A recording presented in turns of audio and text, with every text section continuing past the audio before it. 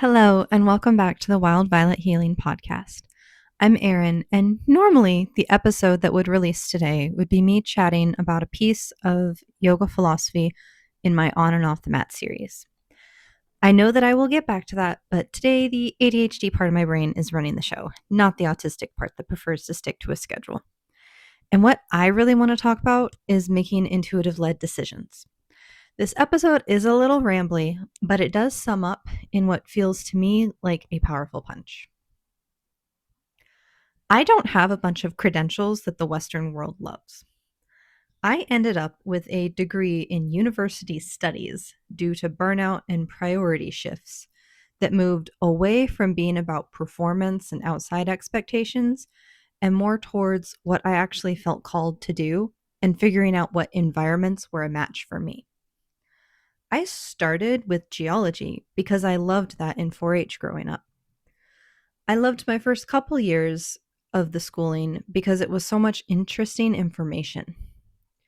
But once we started getting technical, away from my special interest, my grades dropped and I wasn't going to make it. So I shifted to secondary education, earth and space science. My plan had always been to teach anyway. My internships in the middle school classroom proved without a doubt I would not survive the student teaching semester, let alone that as a job.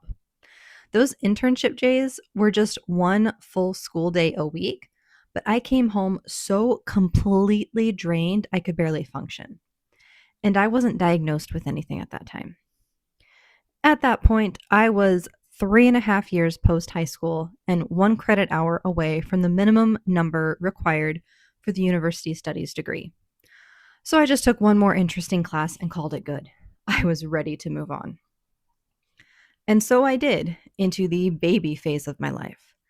And I was introduced to the best decision we made during my first pregnancy, the Bradley method of husband coach childbirth, a 12-week series of 3-hour childbirth education classes that focused on educating the parents, nutrition for the mom-to-be, and relaxation techniques. And the cool thing was, the company recruits new teachers from those who have taken the full course. At that time in my life, I was fully invested in the idea of healthy pregnancies and babies and supporting other people in making that happen as much as possible. And I hadn't been working since leaving college, and this seemed ideal, teaching one afternoon or night a week and still having plenty of time for my baby and spouse.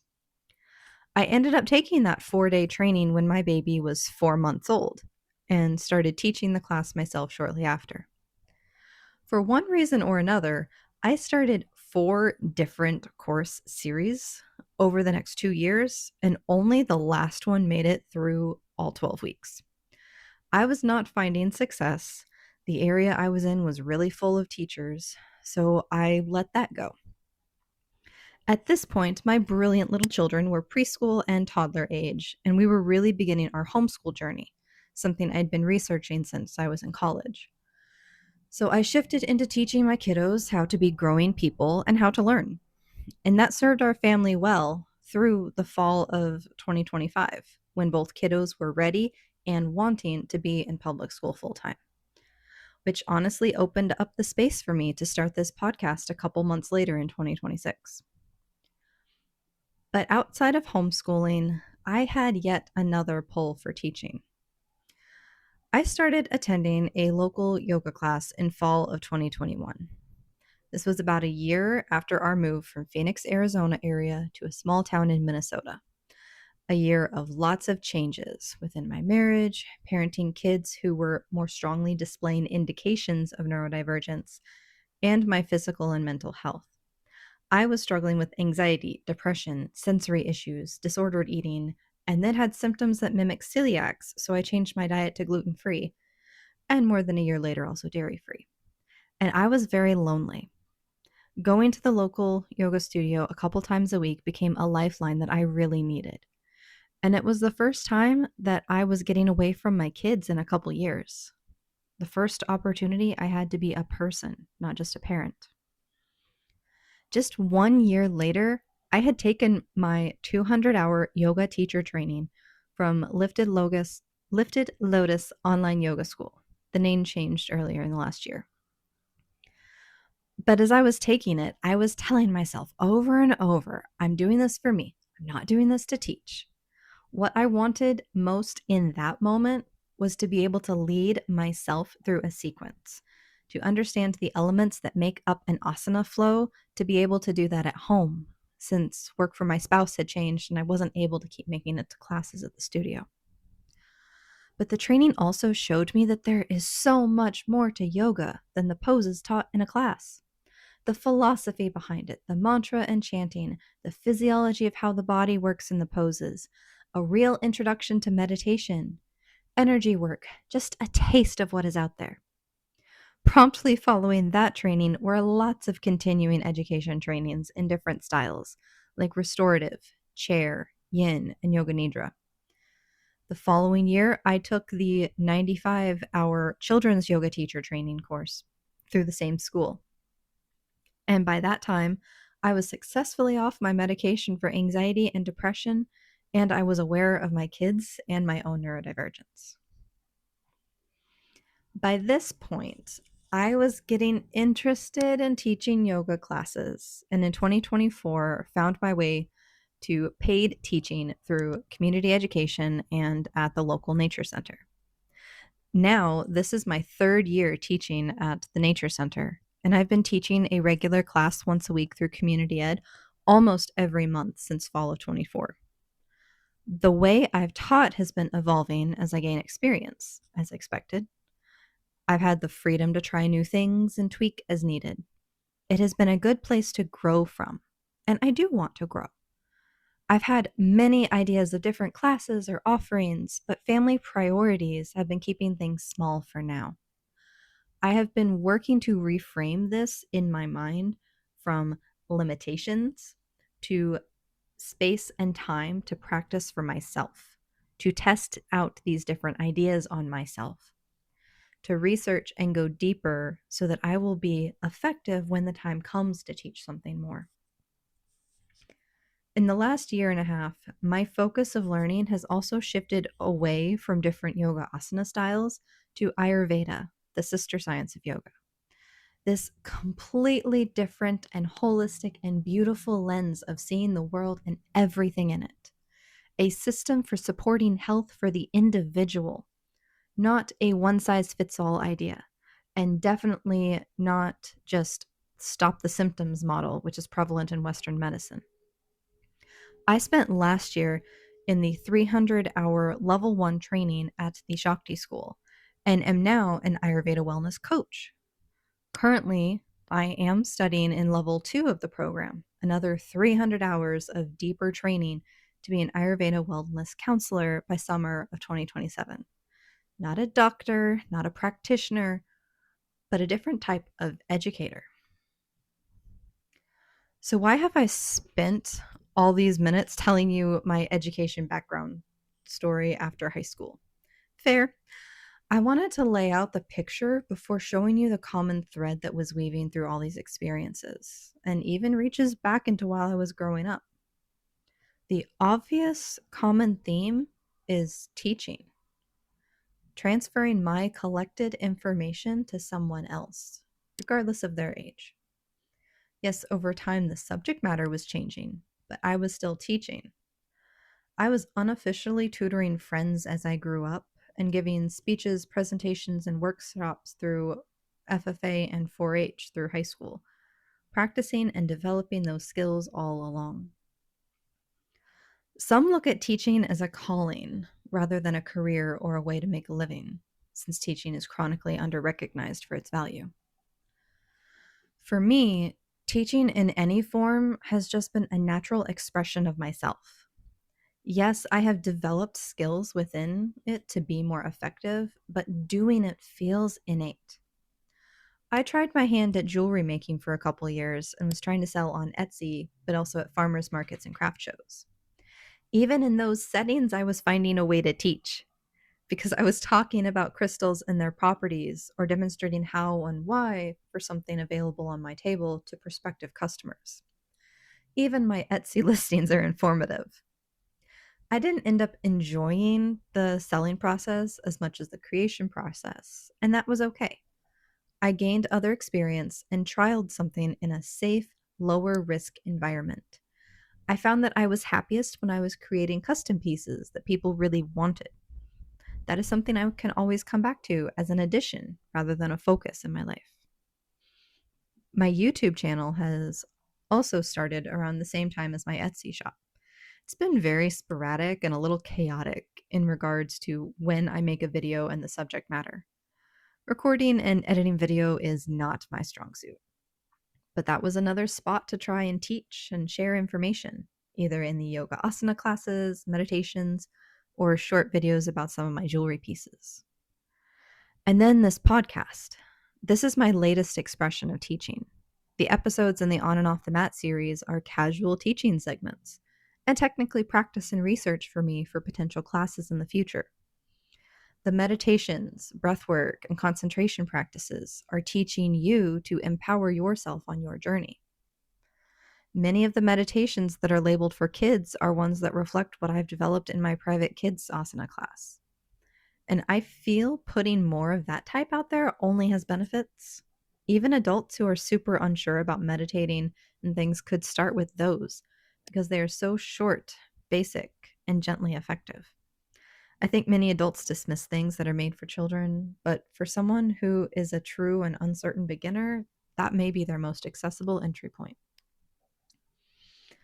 So, why am I thinking about this journey of teaching I have gone through to the point that I wrote this podcast?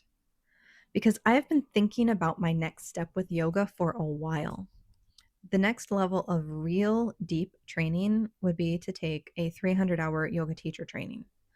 Outside of sporadic interest based research and reading of books or whatever, a training would give a framework and concentrated transference of information to me, which I can utilize for transformation within my own life and then into my teaching. But my problem is in choosing which training. There are many online schools with a huge variation of prices. And I know those are going to range in quality, depth, and content covered, even though there's a general idea of what everything will touch on. Taking the training through the same school as my 200-hour would absolutely be my cheapest option. But I've grown so much since my original training, I know that would not be enough right now, and therefore isn't where I need to put my energy and resources. It doesn't align with my current goals, though it would have a couple years ago if I'd gone back to back on those two trainings. Because I waited, I gained teaching experience and knowledge from other sources, and I have a better idea of what I'm looking for now.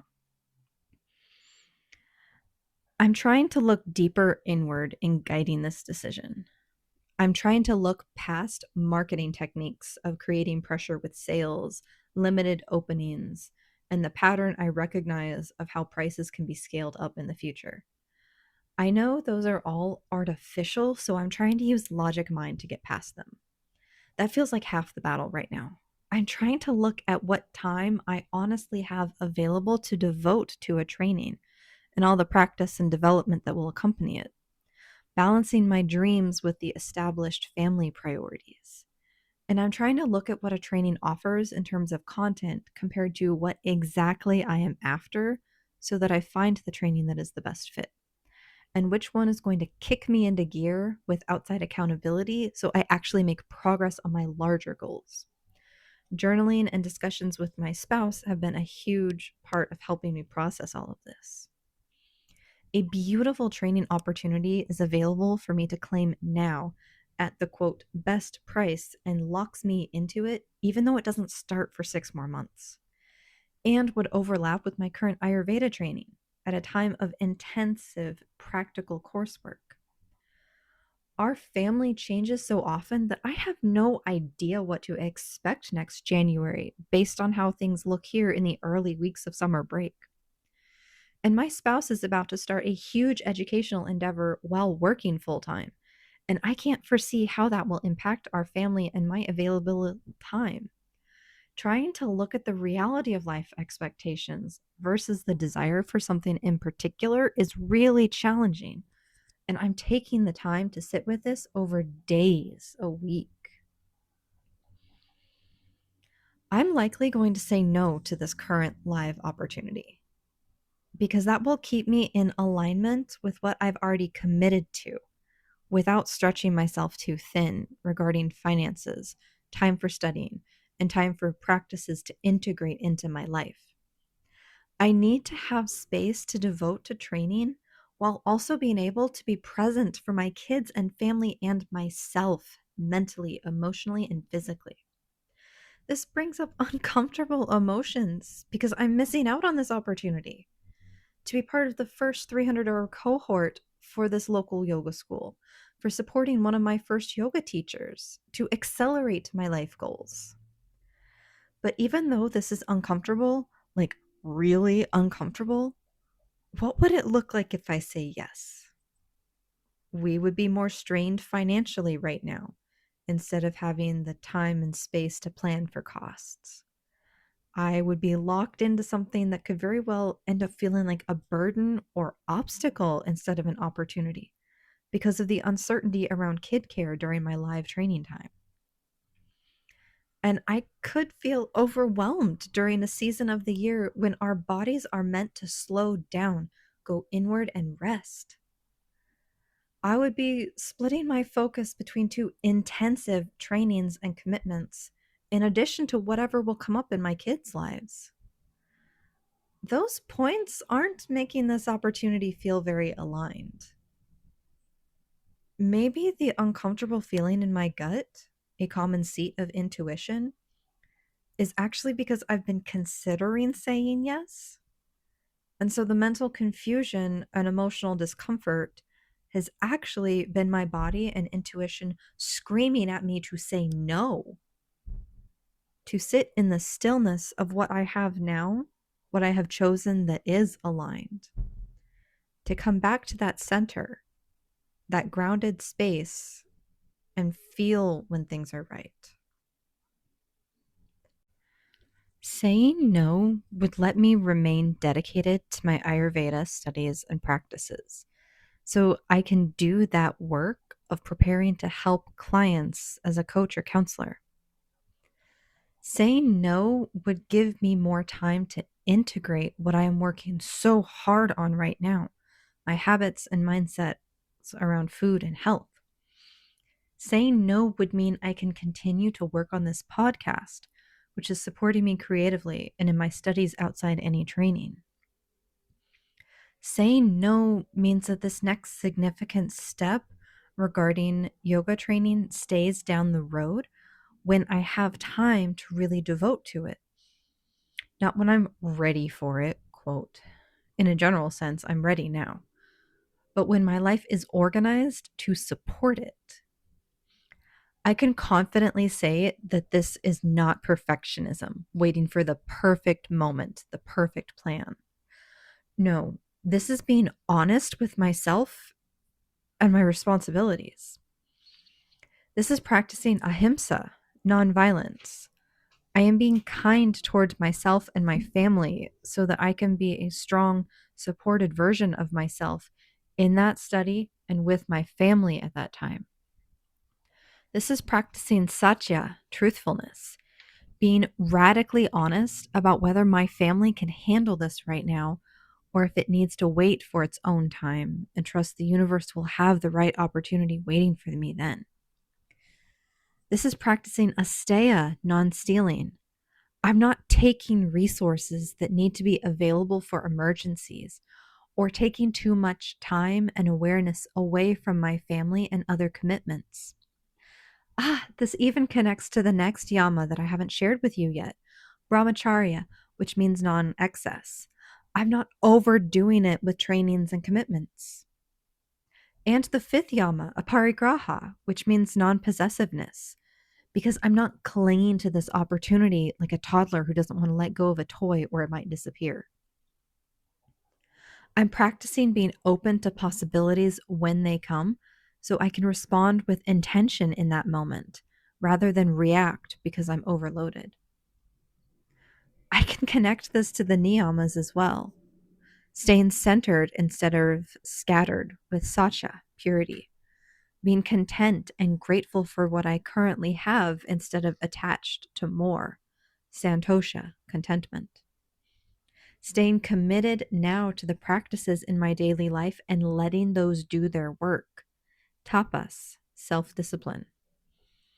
This whole episode was looking at where I've come from, what I am experiencing now, and how I want that to inform my choices in the future. Svadhyaya, self-study. And I'm accepting that the future will have the right opportunities for me when I'm ready to embrace and support them. Ishvara pranidhana, surrender. By working through this choice with intention, with patience, with presence, I was able to practice all 10 of the yamas and niyamas, all these ethics of yoga. It doesn't get more aligned than that. And you, dear listener, are able to hear exactly what my process was in real time. By making the choice to write this episode instead of pushing ahead to try to discuss a new yama for you, I supported myself to arrive at my choice. And I hope have given a powerful example of walking through decisions in concert with your body, emotions, and intuition, rather than just the rationality of the mind. I feel so empowered right now. I feel like my energy has risen, that it is flowing strongly with purpose and passion. I feel so amazing, so confident in saying no, in looking at this opportunity and feeling peace, deep embodied peace in letting it wait. If you have stuck with me this whole episode, I just want to say I really appreciate you. Maybe it was just easier to let it play than change what you were listening to. That's okay. This episode served me, and maybe it will serve someone out there. I know that the more I practice living in alignment, the better life experiences I draw to me. The more grounded I feel through my days. The more settled my nervous system is allowed to be. Until next time, dear listener, I wish you well. By the way, in the description are links to various trainings and opportunities I have taken or am considering whether I will take them or not. Maybe something will resonate with you or inspire you to find your own. Blessings.